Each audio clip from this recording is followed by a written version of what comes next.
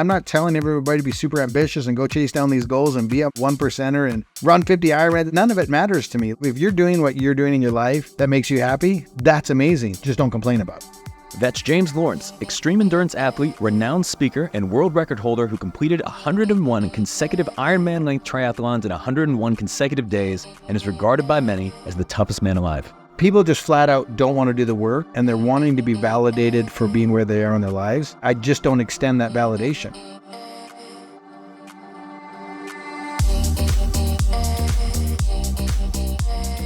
I'm Michael Mogill, founder and CEO of CRISP, the nation's #1 law firm growth company. I've built my business through practice, not theory. CRISP started with just $500 to my name and has grown to over 8 figures in revenue over the last few years, earning a spot on the Inc. 500 list of the fastest growing private companies in America. Our approach has been to take everything we've learned about generating massive growth within our own organization and help the country's most ambitious and committed law firm owners do the same for theirs. In each episode of this podcast, I sit down with innovative market leaders from the legal industry and beyond to learn from those who thrive in the face of adversity, challenge the status quo, and define what it means to be a true game changer. I sat down with James Lawrence to discuss why mastering the mundane is essential for long-term success, how to win the internal conversations that shape your actions and mindset, and how to maintain drive and ambition when you may be content with your current achievements. It's just going to be flat out moments where you don't want to, and someone's looking to you to be the leader. And that's where discipline really comes into play, is as a leader, even when you don't feel like it, somebody's watching you. That's coming up on the Game Changing Attorney podcast.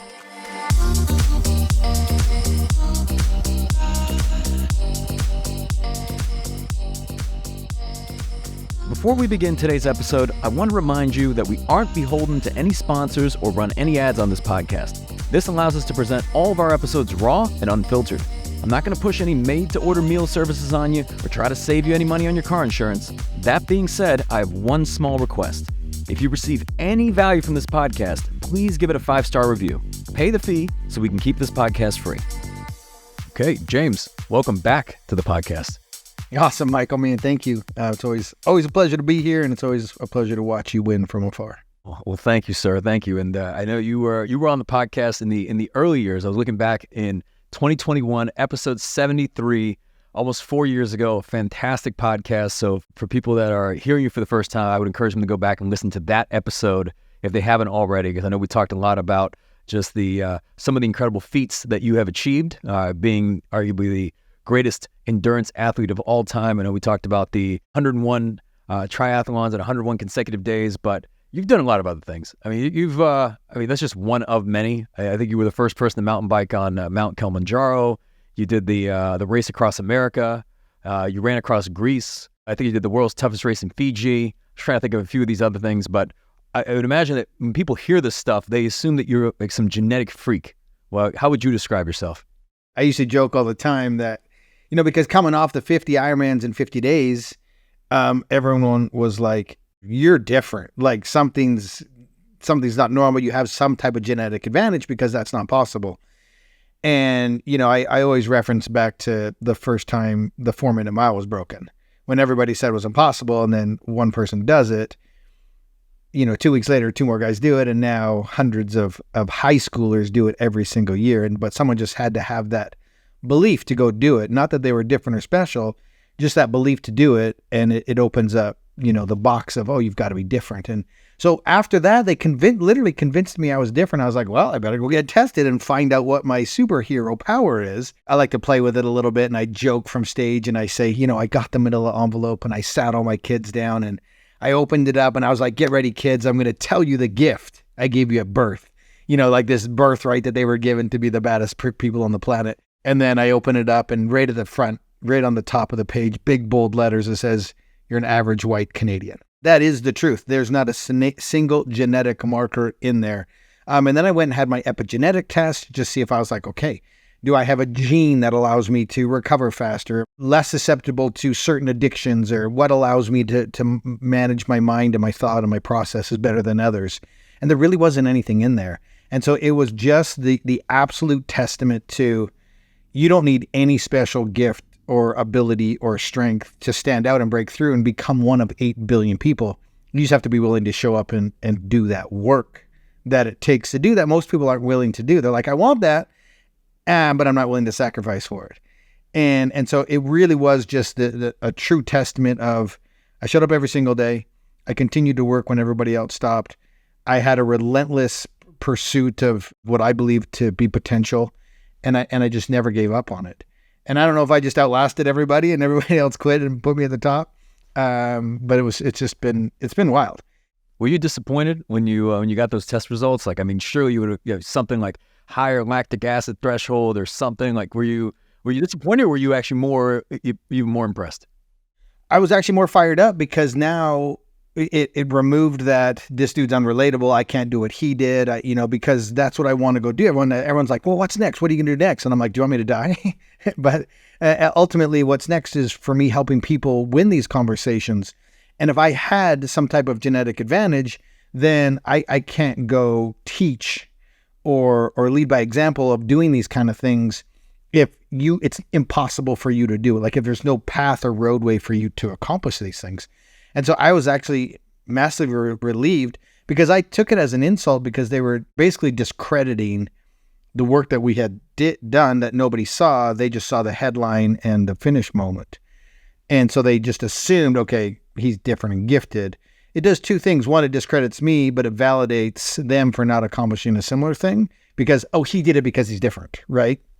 And so I was actually really relieved because it took away that pressure or the excuse of them saying, I now can do what he did, so it removes that excuse. But then it validates the work that I did. And so I kind of won in a couple different categories there personally, because that is my pursuit of my mission now, is to help people win those conversations. And it'd be a lot harder or unrealistic for me to teach that if I was like, yeah, you can do this, but I'm a freak of nature. I've got this genetic advantage, but you can do this exact same thing too.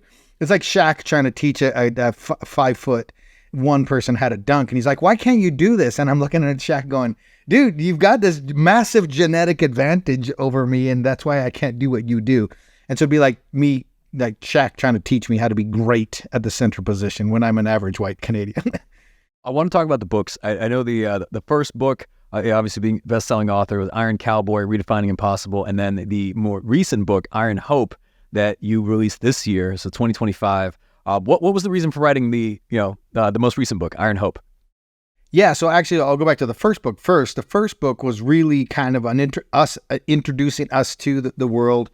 We kind of got put on the map after those 50 Ironmans. That's kind of like our signature piece through all 50 states. The way that we wrote the first book was every other chapter was autobiography, introducing me, my family, how we got to this point in our lives that we thought this was possible. And then every other chapter, so we'll call it odds and evens, is about the 50 days. And it's not in chronological order. We kind of jump, but we really tell the story of the 50, the behind the scenes that you don't get to see maybe from stage. It's a different perspective than the documentary that's on Amazon Prime and Netflix. There was 6 years between the 50 and the 100. And I was a different athlete. I'd been professionally speaking that entire time. A lot of my viewpoints and perspectives had changed since then.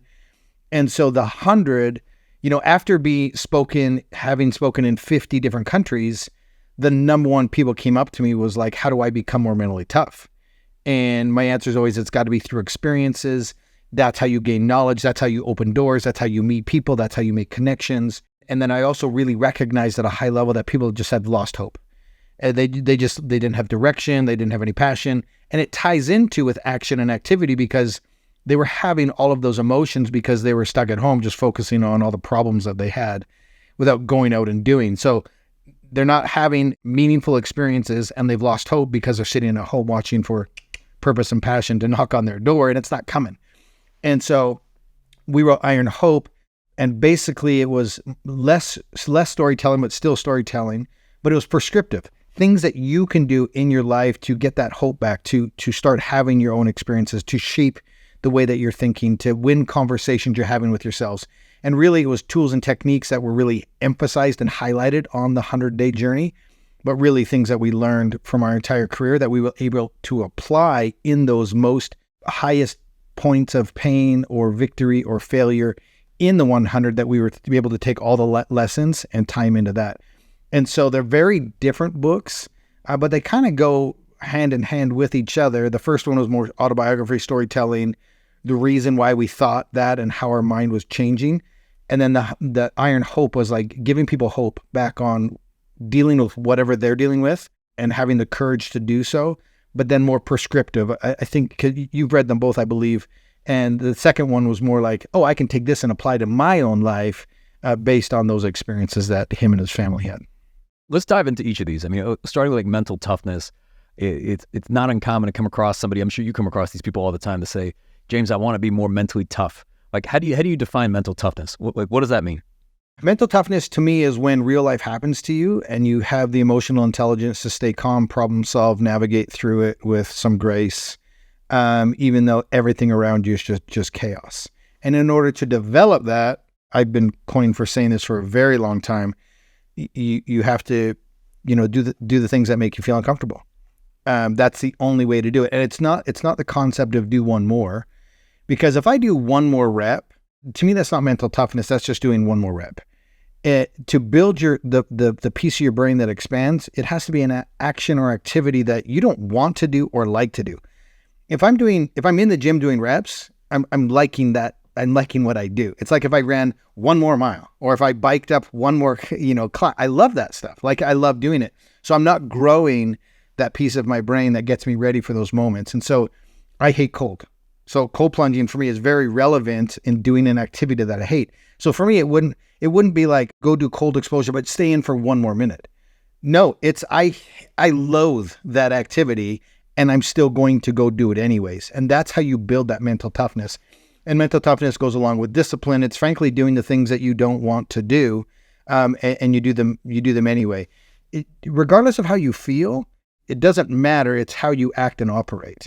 And I can feel one way and act a totally different way and not give in or give power to those feelings or emotions. Today, I do not. I gave blood today. I'm retesting my hormone levels because I'm training at a high level right now. And I do not feel like training today. I flat out don't want to do anything. And so I just have to ask myself a question. What does a winning triathlete do in this moment? And that removes the I feel this way, and it just says what's the action or activity that needs to be accomplished in order for me to accomplish my goal. So I'm preparing for a June 22nd Mont Tremblant 70.3 race to qualify for the World Championships. And so in that moment where I don't feel like doing something, I'm asking myself the question, what would a triathlete trying to qualify for Worlds do? Now I've removed the emotion from it and I just have an action or an activity. And then I have to go actually do that activity. But you can act a certain way despite feeling the opposite. You can be a walking contradictory in terms of action and feeling. Does that make sense at all? I agree 1,000%. But what about the people that don't know what that person would do? Or like, let's say they're starting out early on and they don't have a lot of belief, right? I've heard you say that you can borrow belief before you have the belief. What do you mean by that? Especially in today's day and age, like I don't buy that as an excuse. You don't know what, like there's an example of every single category.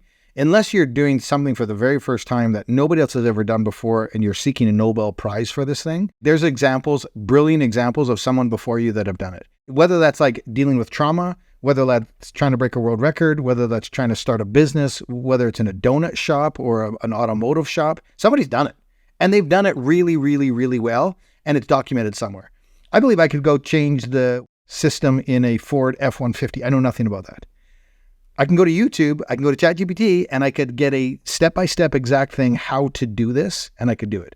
And so the day and age of like not knowing is gone. There's so much free information out there that you can go be and create anything that you want to do in both those categories because the information flow is just so abundant and it's out there. And so I don't believe there's anything I can't go do or create that hasn't been done before.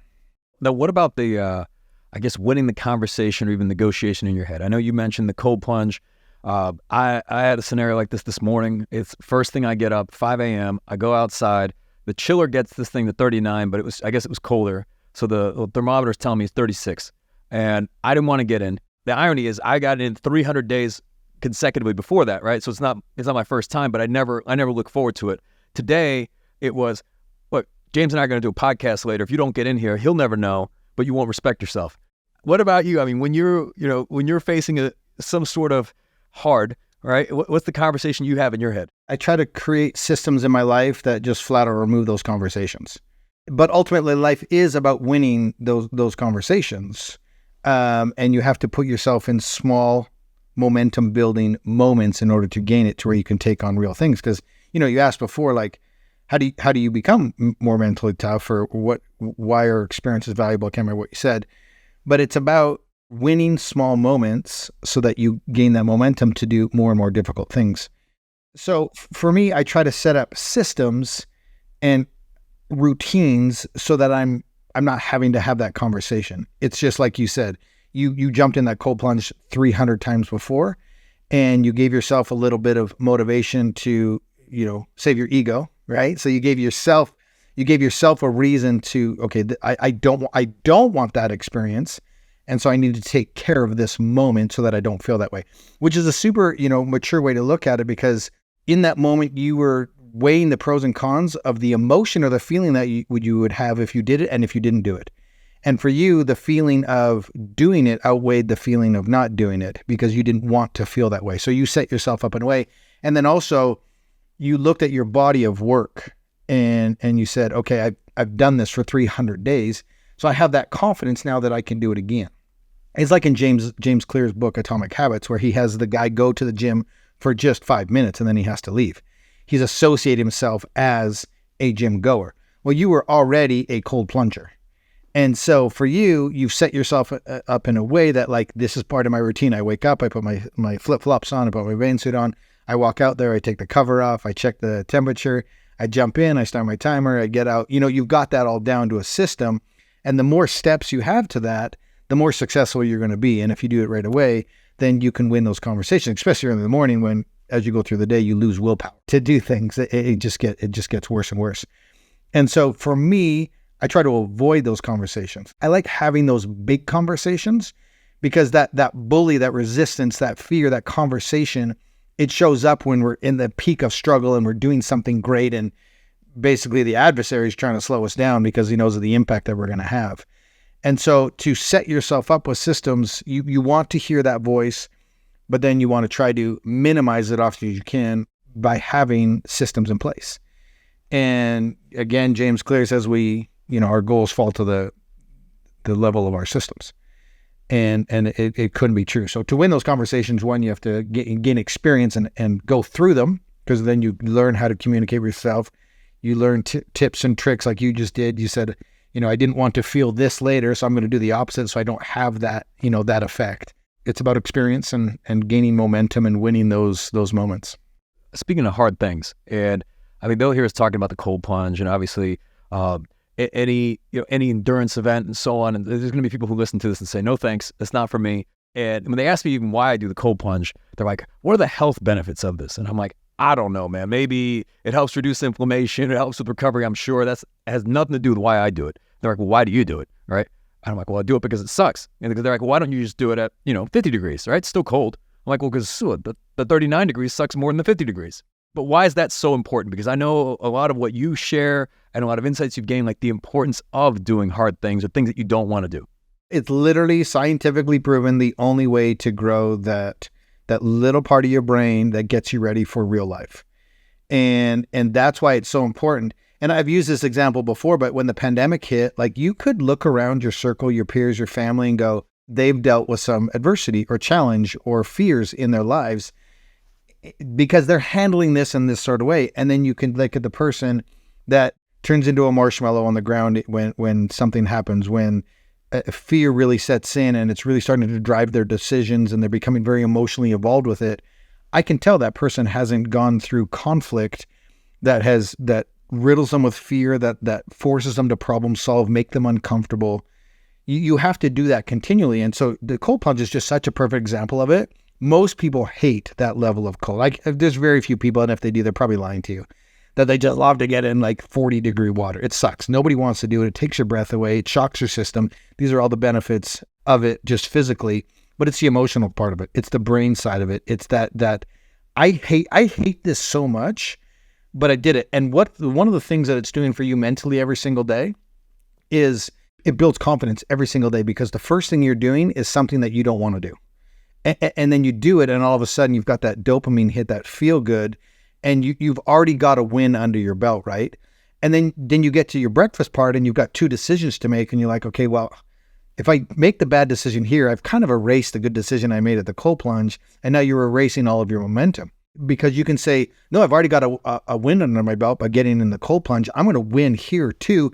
And then now you're starting to stack wins throughout your day and the way that you feel about yourself, right? Because as you know, the way that you feel is the way you vibrate, and the way that you vibrate and the energy that you're sending out is what's going to come back to you. And so if you wake up first thing in the morning, you don't keep the commitment to yourself, you don't get in that cold plunge, you've already amassed, a failure. And then you go through the whole day and it's affecting and you can't get out of that moment. You're like, why didn't I just keep the commitment to myself? All these things that happen. So now you go on this negative spiral. And so aside from all the really great benefits that are happening from it, the biggest thing is, one, you're starting your day with an absolute win. You're doing something that you hate doing, and you have this absolute mindset shift. Again, it's science. You come out of that type of thing with a higher metabolic burn, with more clarity and vision, with a sense of accomplishment. There's so many things that happen psychologically from you jumping in that water. It really sets your day, the tone for the day that's coming, so that you can continue to win. Does that resonate? And is that how kind of what you're gaining from those experiences in the morning? Absolutely. Absolutely. You've touched on this before, but just like a confidence bank, right? Like, it's like every time you keep a promise to yourself, you make a deposit. Every time you break a promise, you make a withdrawal.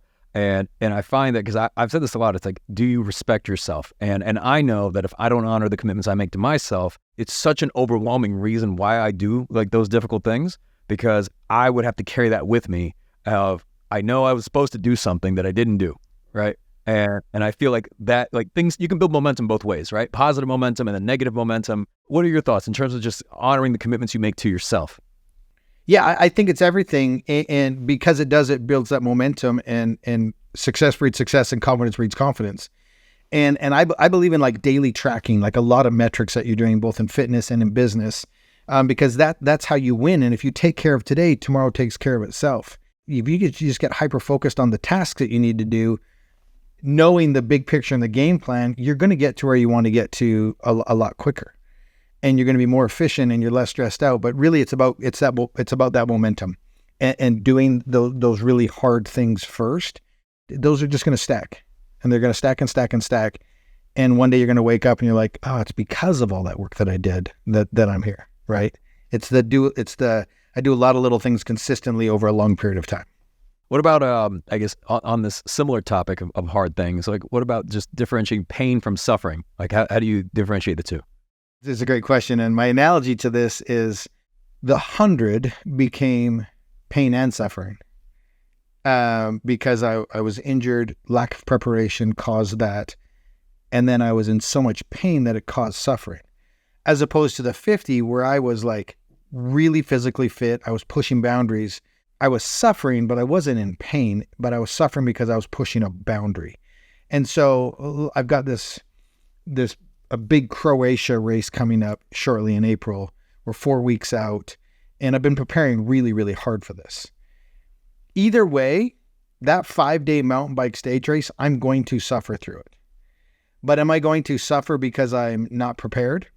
Or am I going to suffer because I'm pushing a boundary? Although those two sufferings are going to seem or feel very similar, I'm okay with one of them, because I know that I did everything that I could to get ready for this moment. And now I'm trying to be and chase the best version of who I am today, as opposed to dragging myself through it, that regret, that knowledge that I didn't do everything that I could.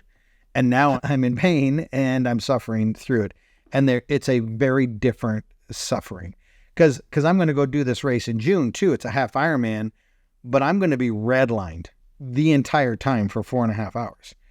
That's a different pain or suffering, because I'm intentionally doing it because I'm chasing a personal best or a ceiling that I haven't broke through before. To me, those are very different kind of pain and suffering. And one is purpose and one is like punishment, because you didn't do the work you needed to do. You shared also like your why has to be bigger than your pain. Can you speak to the importance of this? I mean, and not just for as an endurance athlete, but even in business. Yeah, your why has to do everything. And I don't know how many of you have ever heard this analogy. I heard it again recently, and it was a class full of students, and the teacher says, hey, how many of you you think it's realistic for you at the end of this year to have made $1 million in profit with the business that you're doing? And, there was like, maybe, 1%. Yeah. So really low numbers, really low confidence. And then he just comes back immediately after and says, okay, what are the chances of you making that money legally, lawfully, if in 1 year's time, every single person, family and friends, they die? The goal didn't change. The reason or purpose why you are doing it changes. And I guarantee you, with the knowledge that someone's going to die that you love, you're not going to wake up and scroll through Instagram for 30 minutes. You're going to get up and you're going to be fired up and you're going to do the task and you're going to be very organized and you do it. And it's crazy. Instantly you have discipline. and to me, everybody has discipline. It's where you choose to use discipline.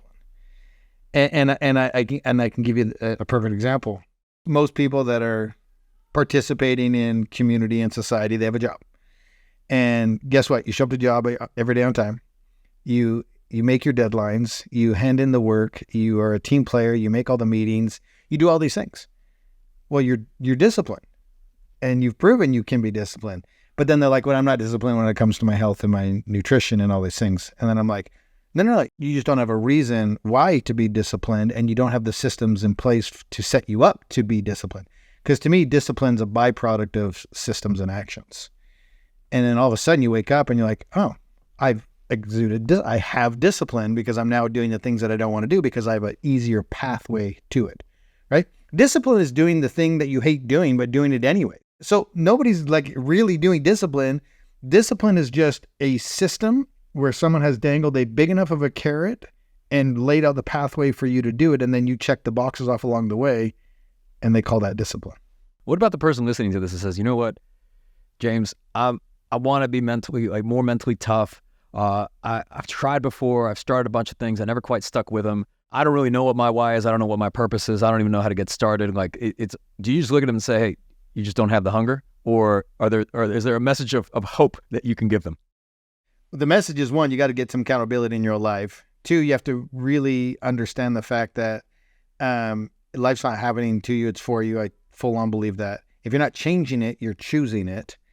And your reason for changing isn't big enough. And if you just want to chill in your life, and I'm not telling everybody to be super ambitious and go chase down these goals and be a 1%er and run 50 Ironmans, like none of it matters to me. Like if you're doing what you're doing in your life that makes you happy, that's amazing. Just don't complain about it. Don't complain about what you don't have. Don't complain about what you're not achieving. It's not the rock hard hand of cards that you were dealt. Like, you're an adult now. And so now you get to show up in your own life and make decisions. And that starts with the first step of accountability and saying, man, my life sucks and it's my fault. Or frick, my life's amazing. That's also my fault, right? I heard Pitbull say it the other day. He's like, man, it's fascinating. The harder I work, the luckier I get. And I'm like, yeah, exactly. Because there's a lot of people out there that have that victim mentality and they've tried a bazillion times and they keep failing. You haven't found the right people. You haven't found the right reasons to do it. I love this too. You have 99 problems until your health is one, and then you have one problem. And so people just flat out don't want to do the work, and they're wanting to be validated for being where they are in their lives. And I just don't extend that validation, because we all start as babies. And yes, there's different advantages, but for the most part, we live in the United States. We've all got some amazing opportunity. And if you don't like where your environment is at the moment, it's a free country. Currently, today, it's a free country. You can get up and go change your environment, change your people, go change your circle of friends. You can totally change your life. You can walk away from your current life and totally start anew. That is a choice that we all get to have. And so there's no more excuses anymore. There's outliers and there's situations that are traumatic and terrible. But for the average American, there's a lot of opportunity, and it's you choosing not to participate in life and then blaming other people because of the experiences that you're having. That was probably a little harsh. No, I love it, man. I love it. Like I said, we're not running any ads, so you can say whatever you want. I want to talk about boredom, though. It's I come across a lot of people and they say, look, when I started, it was fun, it was exciting, but now it just feels like a slog. And I know you shared that, champions are those who master the mundane. Is this a reason why a lot of people fail? Just because they're looking for some sort of like novelty or excitement, and sometimes it's just, man, you just get up at this time, you go do these things, you eat these meals, and then you go to bed and you do it again. Success is not sexy, man. Success is not sexy. Success is repetitive. Success is lonely. And in the book, Iron Hope, we talk about those blue collar days where your Ironman's 30 through 90 and nobody cares. And you just have to do that work because people are excited at the beginning and they get excited about the goal, the accomplishment, and the celebration. They forget about those blue collar days. They forget about doing the basics over and over again. Do you think Steph Curry still needs to shoot free throws? Yeah, if he wants to be the greatest of all time, he does. And that's the work that people aren't willing to do. And that's why people fail. They just flat out cannot wrap their minds around the monotony.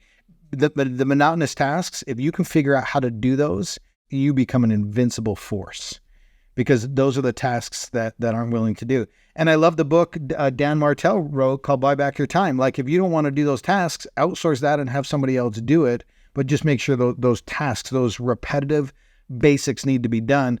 And then on the flip side of that too, like, keep yourself skillful and knowledgeable at every level of your company, your business, your career, so that at any point in time you can relate to any level, any caliber, any person in your organization.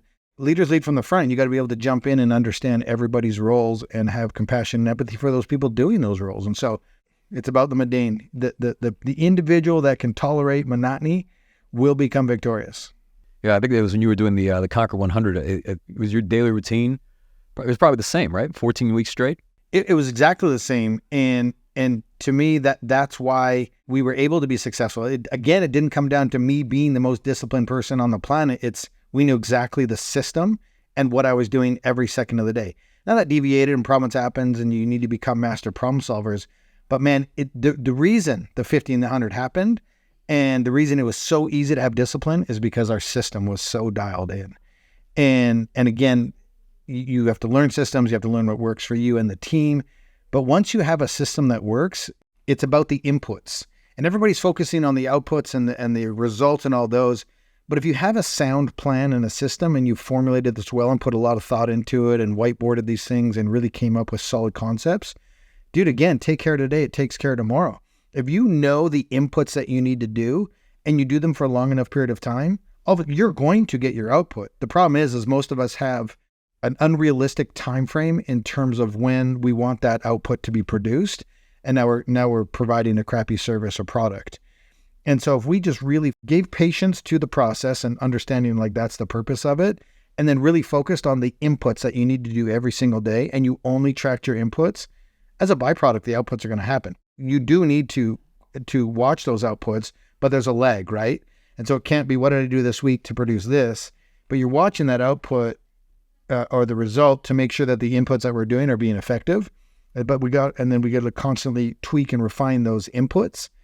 But we always want to focus on doing and accomplishing the inputs, because that's what's going to drive the output conversation. Have you noticed that as a common trend? I mean, I come across a lot of entrepreneurs, and the most successful ones are, pretty boring people. I mean, if they were to outline their routine, they're like, look, I know you think there's a lot of excitement in my life, but I wake up at this time, and here's, I got to plan out my week, and then, every day we plan out the next day, and then we go through these different steps, and then I have kind of my wind down routine, and then I go to bed, and it's just the same thing every single day. Is this the trend that you see as well? Yeah, people are like, man, you should do a YouTube channel and show us what you do every day, all day. And I'm like, do you understand how boring this channel would get? Like, I do the exact same things every single day, but that's what they don't understand, is that's what it takes to be great. My day, it's like, I have a plan, I have a routine. I go through the night before what I'm doing that day. I've got my mandatory non-negotiable inputs, and then the 3 most important tasks I can do that day. It all lines up to what I'm trying to accomplish by the end of that week, which is what we do all of those things on that day. In that week, we hit our month goal. We do that every single month. We hit our year goals. And so it's just like hyper-focused time management thing, but I know exactly what I'm doing every single day, and I'm monitoring those inputs. This idea of, I guess you see it on like TikTok or Instagram, of this like spontaneous individual that just does something new every day and eats a different meal every day and is like some high performer, is just a total fallacy. Yeah, man. Social media has ruined entrepreneurship. Social media has ruined the fitness industry. It has ruined the nutritional industry. I'm just really sick. Anybody can be a coach, mentor, expert anymore. Everything is so fake, and credentials are made up, and it's just really sad what's happening in the social media space right now. One, because it's creating a lot of fear of doing anything new for the first time, the judgment, the ridicule of not having this perfect moment in every moment of your life. And the perfect figure and the perfect diet and all these, like, it's just so unachievable. It's really crippling. I saw the statistic the other day, and they're like, this generation has the lowest consumption of alcohol, the lowest teen pregnancy, the lowest, and it was all these amazing statistics, but the highest in like depression and anxiety and all these things. And the reason that there's less drinking and less teen pregnancies and all these things is there's less real socializing. And so all the things that were happening in the social environment are being removed. And so it's kind of this really skewed statistic of all these good things that are happening because of, social media, but it's actually a negative because we're not getting together as humans and we're not being tribal like we're supposed to be. And so I just thought that was a really interesting take on the social media and where the pros and cons are coming from. Even on that note, I will say that I think this is a testament to that none of us are really self-made. I mean, you talk about this a lot with the Conquer 100 and your team and the zero quit, policy and mentality that you all had. I mean, how important was it to have that entire crew and that team, and not just, for the Conquer 100, but the other endurance events that you've done? Like, these weren't like solo ventures, like James shows up with a bottle of water and just, gets after it. Yeah, no, team is massive. I mean, it's everything. And the more I, watch the documentaries and watch pictures and videos from what we did, it's just so heavy on team. And, you've heard me speak, and one of the things I say is nothing great was ever accomplished on our own. It is so true. I mean, we didn't make it to Killian by ourselves. We didn't bike across the country by ourselves. We crossed Greece as a team, every single one of these 50 and the 100, everything we've done. There's always been a massive team component around it. And I challenge people to surround themselves with people that just have like diverse skill sets and visions and ways of thinking than you do, because it makes you a superpower as a team. It makes you invincible in different creative ways to think and different ways to problem solve. And there's many ways to get around a moment and to have different input and whatnot. Now, it helps to have the same belief systems and the same philosophies, but like, it's okay to have different opinions because sometimes that's how you ultimately will solve a very difficult challenge. Switching gears a little bit, just being a leader yourself, like, how do you lead yourself, others, when you're just mentally and physically depleted? Like when people are looking to you, but you're just exhausted. Yeah, it goes right back to where we started this conversation. I can act differently than I feel. And there's going to be moments where, I feel terrible and I have to do it anyway. You get it. You run a very busy business. There's stages where I don't feel like speaking that day. Well, I can act differently than I'm feeling, and I can go deliver an unbelievable presentation and impact lives despite not feeling like I wanted to. And so that's how you have to show up, and that's how you have to operate. Is there's just going to be flat out moments where you don't want to, and someone's looking to you to be the leader. And that's where discipline really comes into play, is as a leader, even when you don't feel like it, somebody's watching you. And you don't ever want to be the leader that says, do what I say, not as I do, because sometimes I'm going to not choose to do that. And it's the same with parenting. Like you just really, we believe you lead by example, and you lead from the front, and I'll never ask anybody to do something I'm frankly not willing to do myself or have done myself. And so in those moments, you just have to do it, even though you don't feel like it. I have such a perfect story to share. I actually, thinking back, this happened a few weeks ago. I got up early and I ate something. I had this terrible allergic reaction. Like, it got to the point where I was all covered in hives. I was hyperventilating. Jessica was thinking, man, we got to call an ambulance. It was 5 a.m. And I'm like, no, I gotta speak at 8 o'clock, in 3 hours, right? So I start going on talking to my doctor, ChatGPT. I'm like, okay, what do I do, right? And it was just the definition of, you have to act differently than what you feel, because I knew, I got to be on stage in 3 hours, and I should have texted you that day because you would have been proud. But it's amazing how if you mentally can get in a certain place, what you can overcome. And conducting the whole workshop, the whole day, I don't think anybody knew that entire day. I didn't even share it with our team until the very end of the day, because I didn't want to bias them. But look, man, we got to show up, and we got to show up. That's not medical advice, though, what I'm sharing there. Yeah, for sure. Yeah, and it's just like that way with kids too. And I'm not saying hide stuff from your peers and don't, but if you have a commitment that you made to yourself and other people, if you don't want to do it, you still have to do it. But it's interesting too, why don't we have the same mindset when it's other people that are relying on us and when it's a commitment that we've made to ourselves? You've led teams before, and why is it you've probably never let your team down in terms of showing up on time and doing the work, and submitting when you said you did, but then why do you waver at all standing in front of that cold plunge or something else that you made a commitment to yourself for? What do you think that difference is? Like, why in some situations it's easy and others, especially when it's with ourselves, it's very, very difficult? Look, man, I posed the same question. In a room full of entrepreneurs that were all like 8 and 9 figure entrepreneurs, like their businesses are anywhere from 20 million to 120 million. I asked them, I was like, look, how many of you feel in a good place financially? And they're like, great. How many of you would never have to work again? Like every hand goes up. So then I said, so why would you ever skip a workout? For any reason, like for anything work related, right? Like there's no net benefit to any of the work that you're doing, but there is a net loss to not exercising, right? Like it's like you can make that trade-off. So why don't you always work out? Like why would you ever skip a workout? And you're like, I don't know. And a lot of it, I think, comes down to, this is also, I think, why we're more accountable to others than ourselves. If we treated ourselves the way we treat someone we're responsible for helping, I think we'd be, we'd probably respect ourselves more. And I think too, we need to have a mental shift in terms of our own health, especially as I'm getting older. Like you start to slow down and things become more difficult, and I'm like, I do not want this to continue to decline. And so health becomes like paramount to me in terms of longevity, in terms of mobility, like mobility is life. And so the question quickly becomes, why don't individuals treat their health like they do their employment? And if they did, every aspect of their life would be better.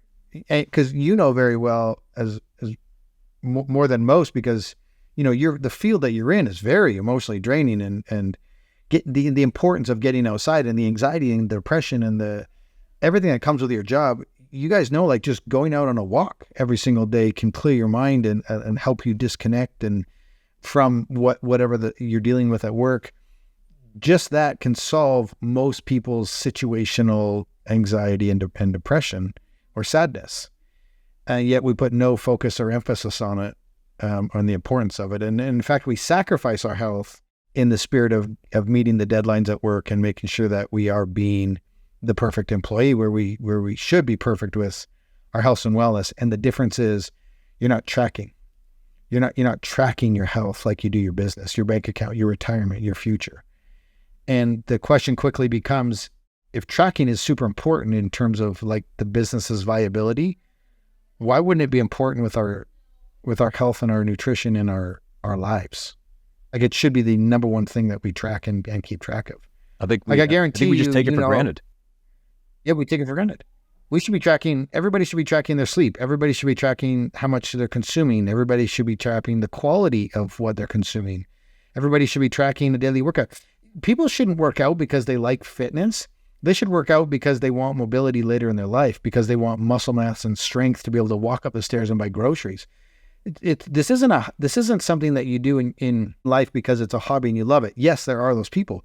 Fitness and working out, a minimum of 30 minutes a day, should just be part of a routine. It's not a hobby. It's not it's one of the things that you have to do that you don't like to do if you're not one of those people. Because I hear people all the time like, I don't really like working out.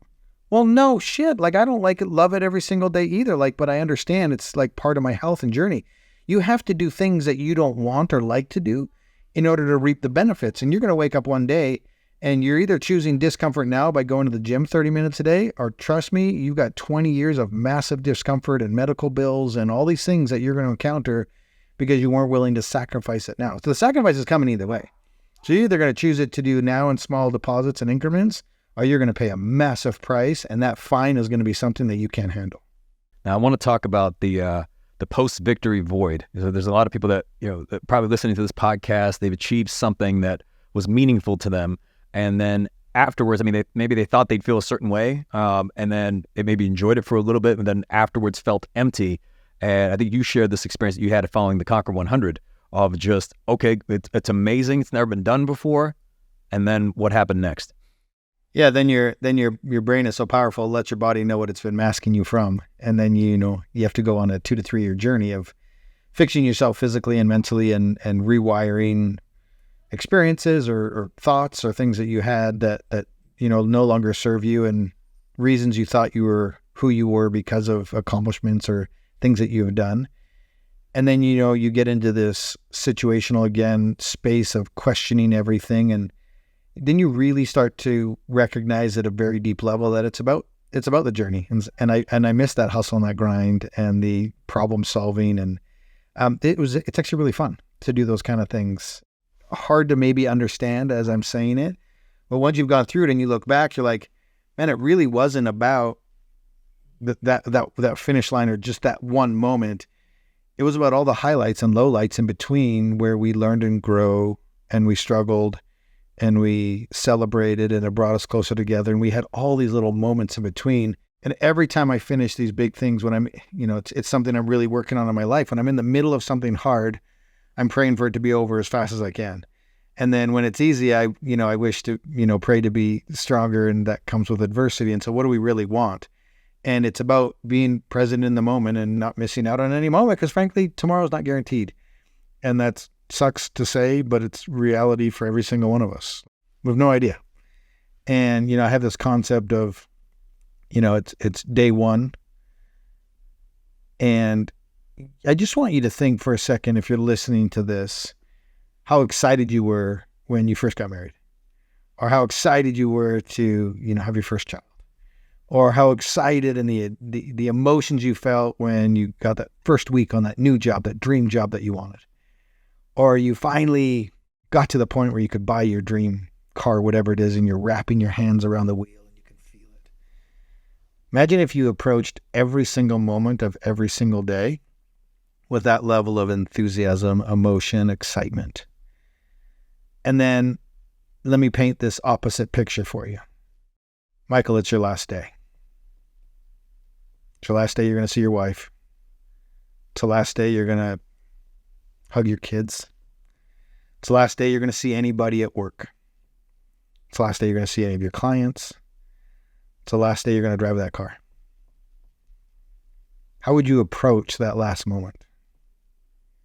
Would you be right there knowing this is never going to happen again? Not the way that we're sitting here, not the way that we're experiencing this, never this moment, ever again is this going to happen. Could you imagine how life different would be if you showed up and every moment was like the first moment, but then you also treated it like it was your very last? What a gift that moment becomes. Yeah, we're all busy, so worried about a stupid mistake we made 10 years ago, or something we said in high school that's defining us today. And we're so worried about a future we can't control. Now, yeah, we have to have plans and dreams, and we got to show up every single day and do the inputs.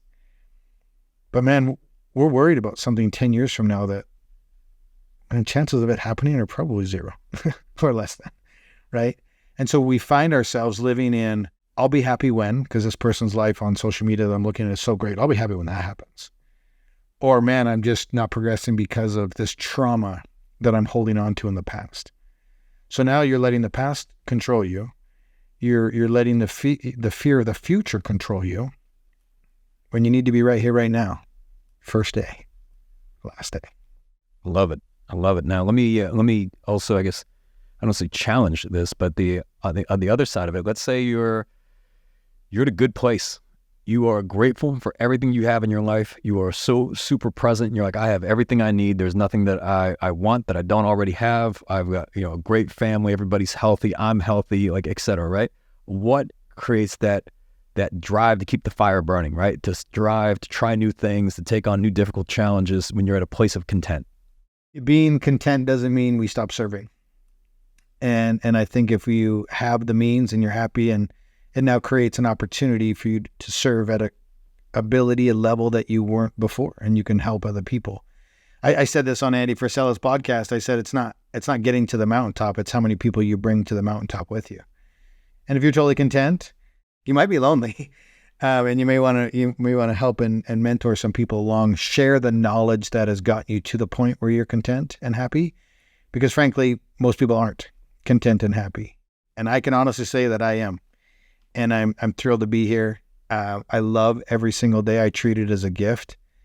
I don't take a single moment for granted. And yeah, I work on it every single day because it's tough. It's hard not getting sucked into that fear cycle, and they said this, and is this coming, and all the things we really can't control.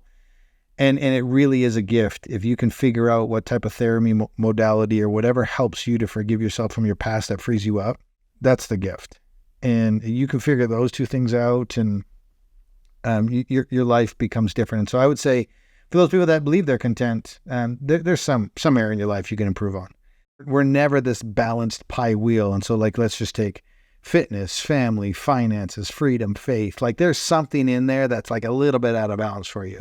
So I challenge you to like make yourself more whole. You know, we all here that are in this personal development space, like chase down the ultimate version of who you are. And that should be the purpose and passion. And I believe that because I hope I don't get to the point where I'm content. I hope I get to the point where I feel pure joy, but it's not contentment. And again, I believe that the purpose of this life is experiences and knowledge. And I want to get to the point where I'm content with my finances, my relationship with who I am personally, because that now means I can really focus on living life and having those moments, experiences with friends, with family. I'm about to be a grandfather. And so I'm grateful that I now get to be very present and engaged in their lives. And I think you can, you know, shift your eye to meaningful relationships and experiences. And that's where you shift your focus and attention. First, you got to find joy in yourself. If you just want to sit poolside, awesome. Like, good for you. Do it. If you want to play 18 every single day, go play. Like, do it. Like, whatever makes you happy. You shouldn't be influenced by anybody else's opinion of your joy. And I think that's great. Someone's like, you golf 18 holes, that's 4.5 hours. And I'm like, yeah, but I'm so happy when I'm doing it. And the time trade-off for me is worth it. You know what I mean? And so like, I no longer, like if Dungeons and Dragons fills your bucket, dude, do it 6 hours a day. As long as you're not being a menace, you're taking care of like you, yourself, your hygiene and society, like awesome. Play 6 hours a day. I don't care if it makes you happy. What advice would you have someone to just, you know, they want to challenge themselves, they want to do something difficult, like, and they say like, well, how do I get started, James? Right? And you can say, just do it. But they're like, okay, anything better? Because I'm planning on doing it tomorrow or next week, or, you know, we're about to get to the end of the month. Maybe I'll do it next month. Right? Yeah. The biggest thing is like, figure out what it is that is kind of a stretch goal that would scare you, that would terrify you, and break it down to like the moment you like, okay, that I believe I could do that. Right? Because you want to gain momentum in this. You don't want to like do something and fail, because then you're never going to start, but you have to start.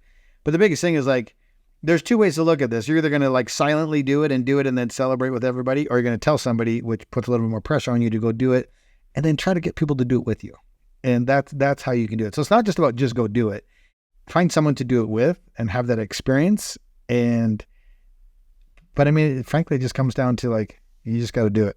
And if you don't, then you're going to wake up tomorrow and be the same person. And what about somebody on the other end that's been doing it for a while? Let's say they're on like day 80 of their own like version of their Conquer 100, and they're like exhausted and they're unsure if they can finish. And they look back and they're like, man, I've come a lot further than most people would have. What advice would you give them? Yeah, the next step's not going to kill you, and the amount of regret that you're going to have by being so close, by quitting, it'll eat away at you the rest of your life. But if you choose to continue on, one, you're going to recognize you're not going to die. Two, you just take it one moment at a time and enjoy that process, because time's eventually going to pass and you're going to get to the finish line. And then as soon as that happens, you're going to go, I am so glad that I chose not to quit on this, because that wasn't as bad as I thought. It's looking into the little bit of the future when you're at the peak, the pinnacle of that pain, that difficulty, and then judging the rest of the journey on that moment, that peak. And as you know, peaks and valleys through everything. And so you just have to like really rush through those intense moments, learn what you need to learn, and then get back into the rhythm, because another flow section, another rhythm is coming. And so you will always regret quitting or giving up. You'll never regret doing what you said you're going to do, because it builds so many other modalities in terms of confidence and momentum and success. And those moments are the ones that matter, because you're either going to quit and define yourself as a quitter, or you're going to keep going. And you're like you said earlier, you're going to choose your momentum, good or bad. I want to briefly touch on just handling the doubters and the critics. And I know you've experienced your fair share of them, of just outside criticism, skepticism, people telling you that something couldn't be done, shouldn't be done. I believe you're now at peace with it, right? But I imagine that when you were first experiencing, especially at scale, what was that like? Yeah, it's super difficult to separate, the two, because we're human and we have feelings, and the quicker you can get to the point of like, I don't care. what you think, and it has no bearing on me, because at the end of the day, the only person that really matters is you. What you think about yourself and how you show up in life, and if you did so with that honesty and integrity. And the real part of that conversation is people are just, it stems all from jealousy, and they can't figure out how you did it, and they can't seem to wrap their minds around why they're so unhappy with their lives. Nobody follows you more than the people that hate you. Nobody knows more about you than your biggest critics. And I just think it's funny. It's flat out 10,000% jealousy. And the quicker you can learn to not care what anybody else thinks and to show up because it brings you joy and happiness, like, especially if you're showing up with honesty and integrity, like that's the greatest gift. And I'm now entertained by them. I think it's funny. I love it when they show up. Especially people with families and kids. I certainly care, what my wife thinks about me and what my kids think about me. That absolutely matters. But you're absolutely right on the lines of like the people that follow you the most are the ones that are your greatest admirers. They know the most about you, for sure. Yeah. Yeah. What do you I guess looking ahead, what are you most excited about just in your future? I'm excited to be healthy again. We're in the 4-year anniversary of the Conquer 100. It's taken that long to kind of get everything back to normal. Got some big fun races this year with the wingman and a couple buddies. I really got back to my grassroots of why I started this whole journey over 15 years ago. And it was being a weekend warrior and me against the course, and, not suffering because I'm dragging myself through, but suffering because I'm chasing down still course PRs and potential in myself. And so I'm having a lot of fun, like getting back to grassroots racing, weekend warrior competing. That's fun for me. So it's kind of filling my bucket again. I have to ask, I'm just curious. Do you ever show up to these races and then like people kind of look over and they're like, oh man, there he is. James Lawrence, Iron Cowboy, world record holder, like, do you ever get any of that? Or I imagine it's a really supportive community. It's a wildly supportive community. And in fact, the race director just found out that me and the team are coming to Mont Tremblant. Super kind, reached out. Hey, you're coming. Is there anything we can do for you? I know that athletes will be really excited to share the course with you. And so it's always humbling to hear stuff like that. All the way back to the beginning of this conversation, I'm nobody special. I just followed a pursuit and a passion that I love. We have found that it's giving people hope on the journey that they're on. So we continue to have these amazing experiences. And in Mont Tremblant, I'm just super pumped to share the race course with other athletes that are trying to find their best person in themselves. And hopefully they've done the work, and we all get to suffer together and have a moment at the finish line. And I do want to bring this full circle because for those that are listening that have not listened to episode 73, which I recommend they go back and listen to. So when you started all this, I believe, you weren't some collegiate runner or whatever. I don't think you could finish a 5K when you got started, right? Yeah, struggled through a 4-mile fun run with my wife. My very first ever triathlon, I borrowed a bike. It's in a pool. I'm like gripping to the edge, gasping for air. It was like 350 meters. It was an absolute disaster. But I just loved it. I loved the challenge of overcoming, because it's not just triathlon, right? So it's swim, it's bike, it's run, it's strength training, it's nutrition, it's mental toughness. It's like these 6 disciplines that were so daunting to me. And you hear this mystique of an Ironman and what that is. And when I first started, that was so off the table, unimaginable, like I wasn't even close. But then through life and experiences, you get to the point where 100 in consecutive, it becomes the new reality. And, that's kind of a great parting thought is people need to show up in their lives and challenge themselves intentionally to get to the point where an Ironman a day becomes routine. Like that's the new normal. And I use that just as an exaggerated example. But then when life really happens to you and your new normal is an Ironman a day, like you can handle anything. And I think that's the purpose of life, is to navigate and help people and do service and bring people along with you that are struggling or succeeding, latching onto people that can help mentor you and coach you. It goes both ways. And so to me, that's the point in life, is to keep showing up and keep grinding and finding who you are and reasons why you're doing things. James, I know you'll be in Atlanta in a couple months, so looking forward to seeing you then. But as we come to a close, this being the Game Changing Attorney podcast, I asked you this before, but I'm curious if you have a different answer now. What does being a game changer mean to you? Man, I don't even know what I said before. I hope it was profound. I need to go back and listen to it. You said it was trying to find the best version of yourself. And to me, it's that coupled with not caring what anybody else thinks, and having that such a depth of belief and conviction in what you're doing, like that it's so unrealistic. Dreams, desires, and aspirations become so realistic, and your level of I don't care what you think is so high that that'll be a game changer for you, and that'll allow you to ultimately chase down that ultimate version of who you are. I want to give a huge thank you to James Lawrence for taking the time to join us again on the Game Changing Attorney podcast.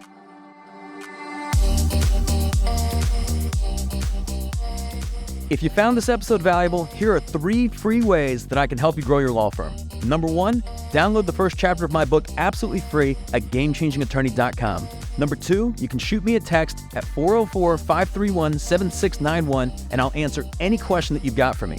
And finally, number 3, if you can leave this podcast a 5-star review, it'll help us gain access to more influential thought leaders and bring their lessons learned here to you. For more information on our interview with James Lawrence, see the show notes for this episode in your podcast app or visit legalpodcast.com.